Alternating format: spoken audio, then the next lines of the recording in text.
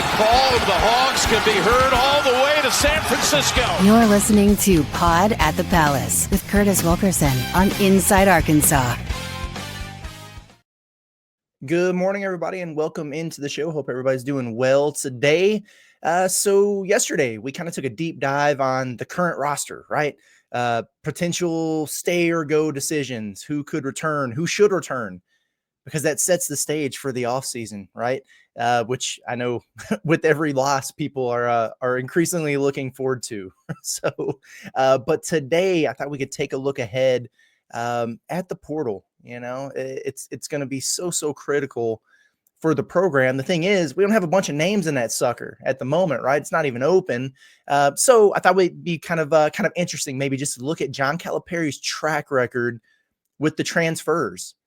You know, see if we leave this episode with some optimism, he can have a quick turnaround because it hasn't been his MO, right? And I think that's the most fascinating part about all this. Now, variables are different than they were at Kentucky. I get it. The game has changed. The transfer rules are different. NIL is different. He's in a new location. He's going to be coming off what's looking like a bad season here at Arkansas.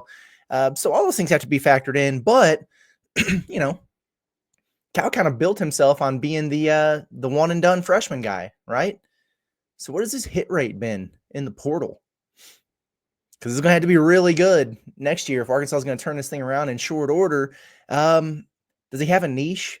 You know, are there some patterns with him during transfer season that we maybe can identify that'll tell us where he might have the most success once we get into the spring? It should be fun. So we'll do that. Now, you know, everybody knew that Cal was at Kentucky. I don't know how hard they followed his recruiting there. So, you know, a lot of Razorback fans only have this first roster to go off, and I understand that doesn't inspire a whole lot of confidence at the moment, especially, you know, in the transfer market.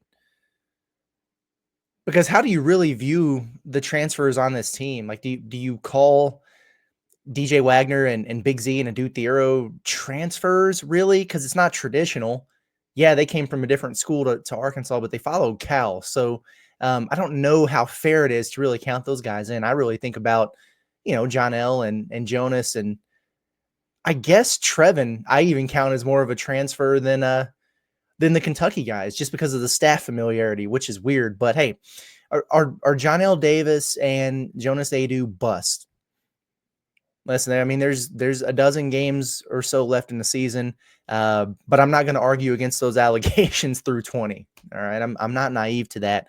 I think at the very least it hasn't worked out the way people expected it to, or the way it was going to need to for this team to come anywhere near expectations, which they have fallen well short of. So before we dive into Cal specifically, what I'll say about that though is I think that there's just kind of a maybe a little bit of a larger epidemic when it comes to these portal rankings, right? They're really hard to do, but also in just whether or not Arkansas has top tier money or not, or a top 3 NIL budget, and they probably will again. I really hope, and I think the conditions are better for this than they were last year.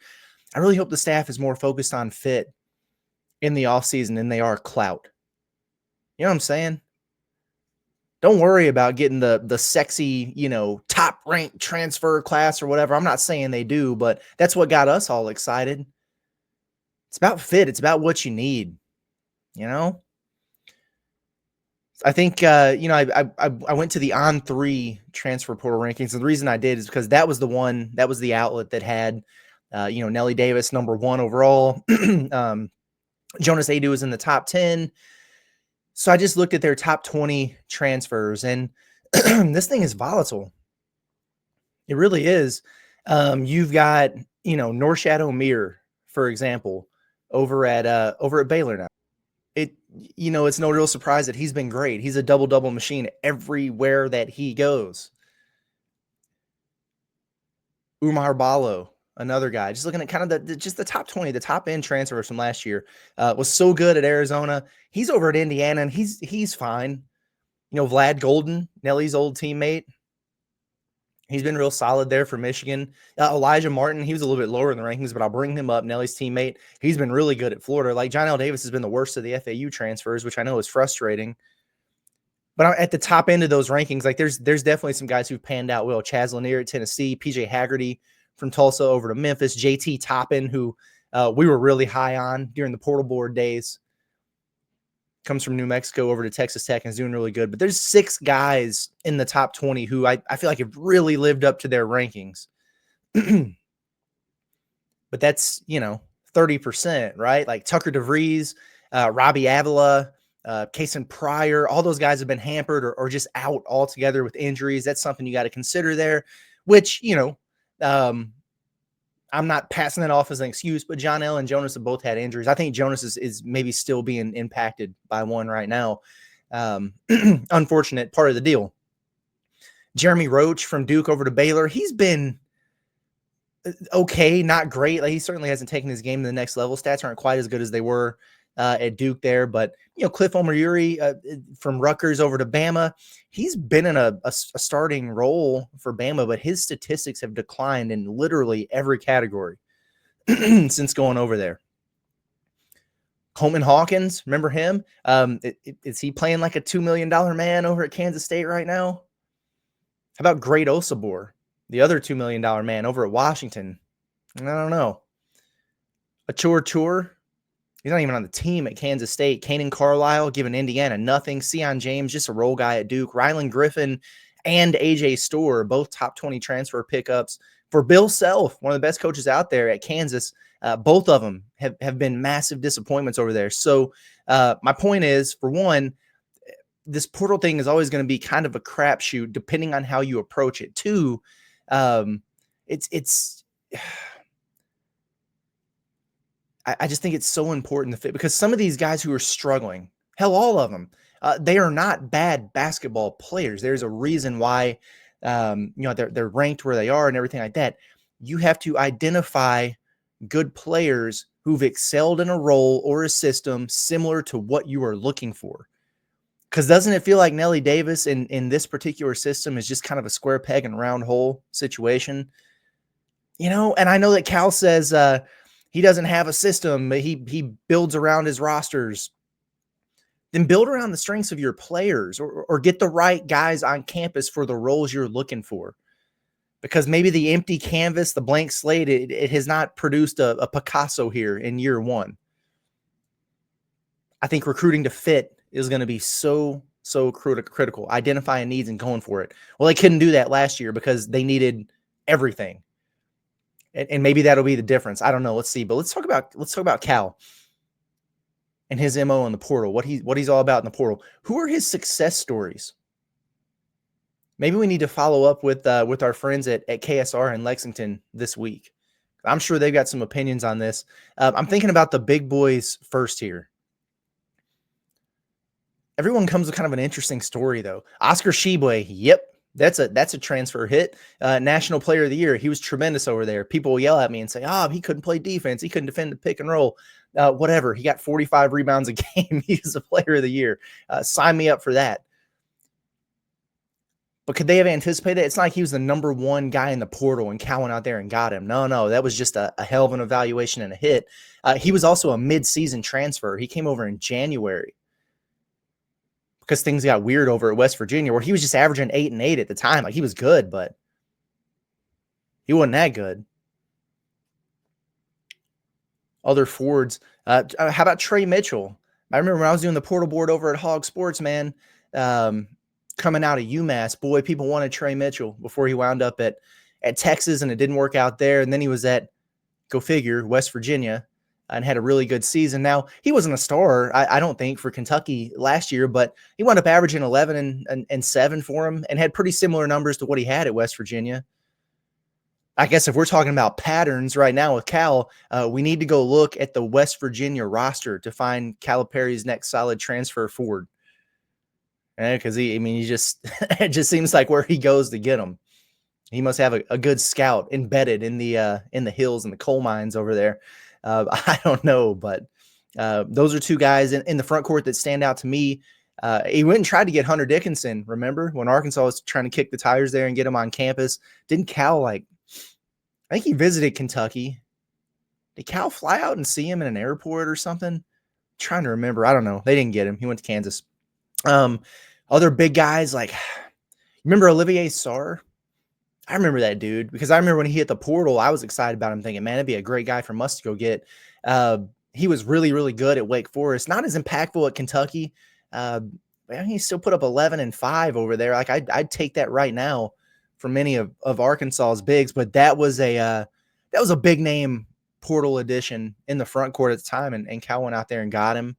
Kind of at the early onset of the portal era. And again, it was different just a few years ago before the free transfer waiver. Like it was, you got to get a hardship waiver, or you've got to be a grad transfer if you're immediately eligible. Like we're not that far removed from that.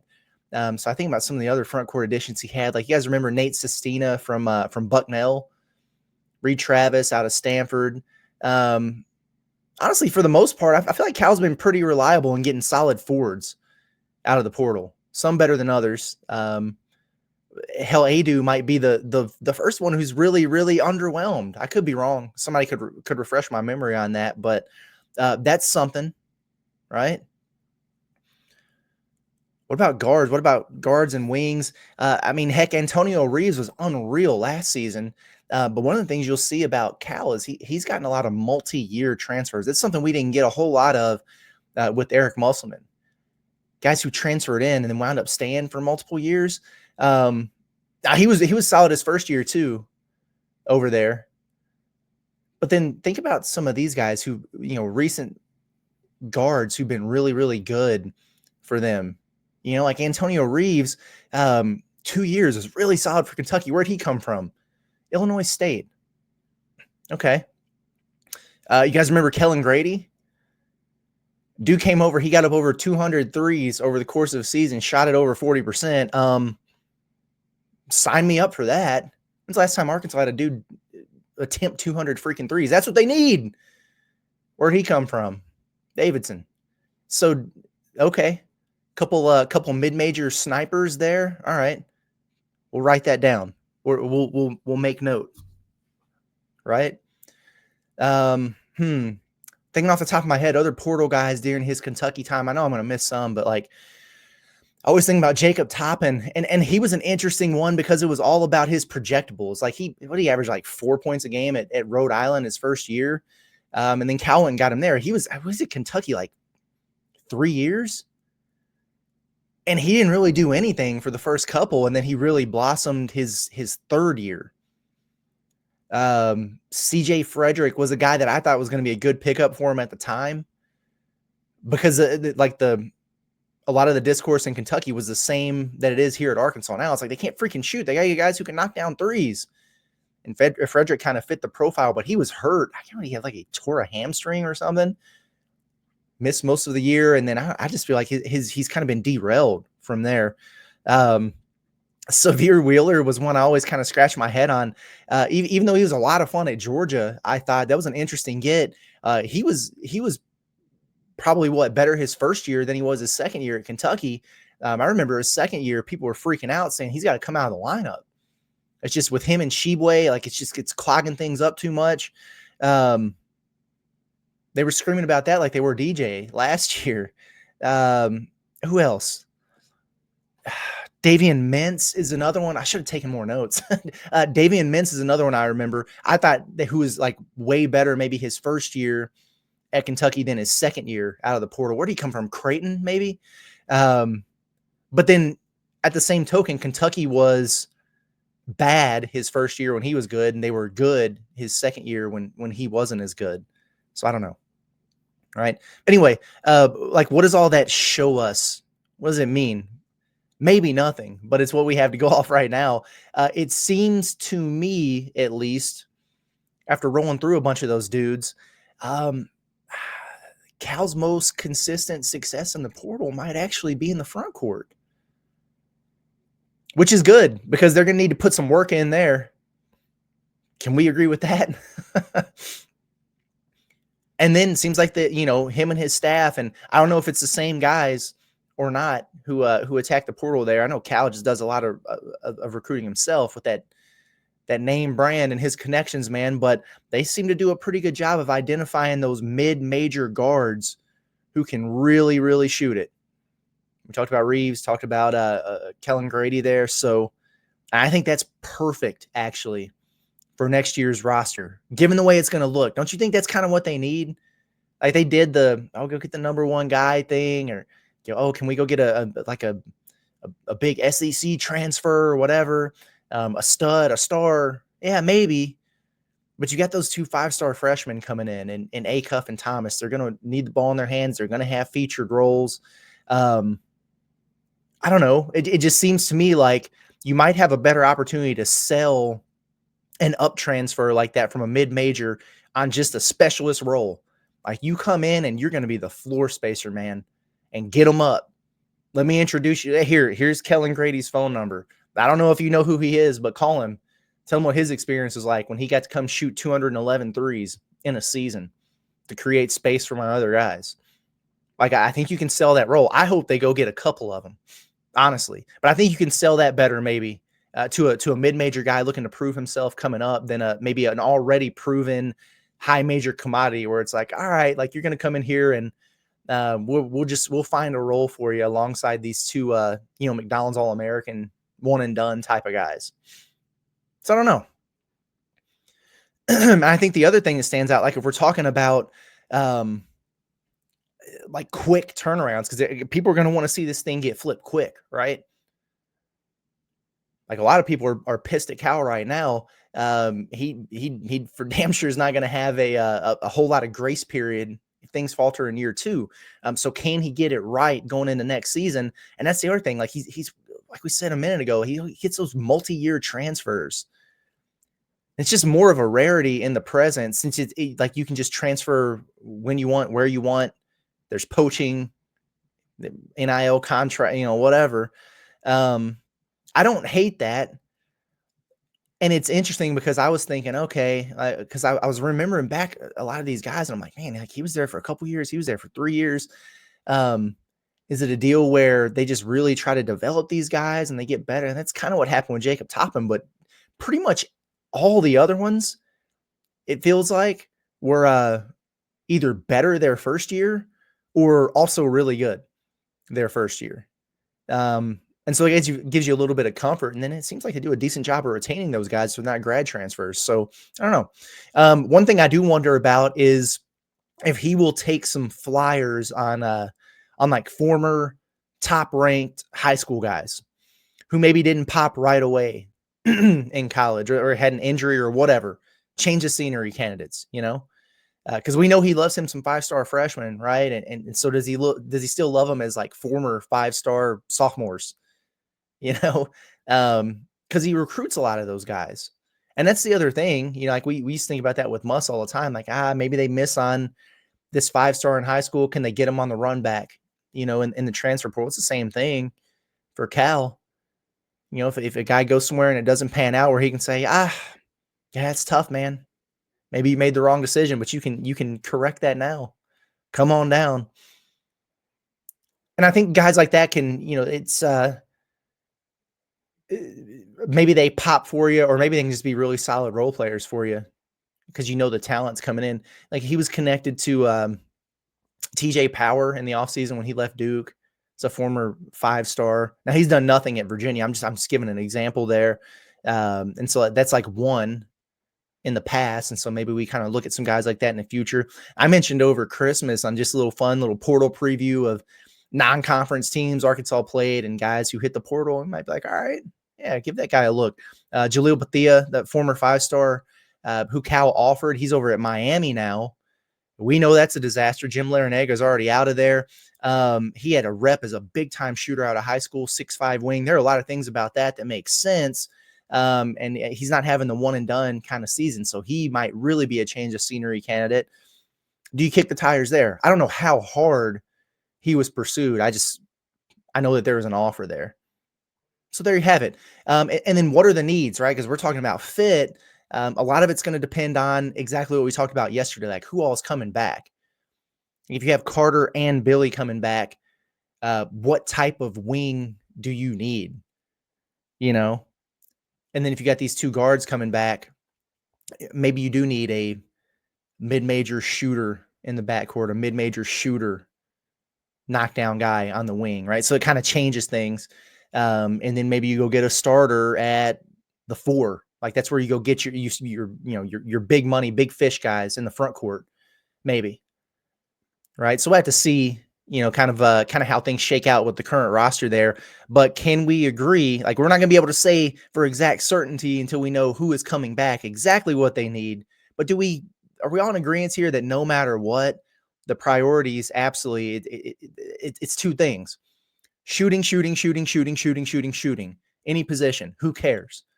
Proven knockdown guys. And with the understanding that if they shot 50% where they were at, it's going to go down to 40% at Arkansas. If they shot 40% where they were at, it's going to go down to 30% at Arkansas. They're cursed. It's like where good shooters come to forget how to play, apparently, because we've just seen it over and over and over and over and over and over and over for the past several years, and it drives me freaking nuts. I don't understand it. Throw the Noah machine away. Stop practicing in the practice facility. Get in bud. Just get in bud and shoot in there. I don't care. I'm so sick of seeing Arkansas teams that cannot freaking shoot threes. It's 2025, guy. Like, let's figure this out, please. Gosh, it drives me nuts. But you got to go get them, right? Like, all kidding aside, proven guys, because they got some guys who could shoot, or can shoot, but not those snipers, man. You got to go out there and get them. I don't care what position they play. And then the front court, right? They've really got to address that. Like I said yesterday, I hope Z is a guy who comes back. I like the trajectory that he's on. We'll see what happens with TB. I kind of think he might be out of here, but you never know. But regardless, like, you're going to have to get, I think, probably multiple front court starter level players. But you got to get a mixed bag of talents. Like, you're going to need the stretch guy for spacing. But can we get some bruisers in here, please? And we talk about like Oscar Shibwe, and there's not going to be one of those, I don't think, in the portal. But a big, strong, somebody that just owns the lane, man. Somebody with some meat on their bones, some ass to them.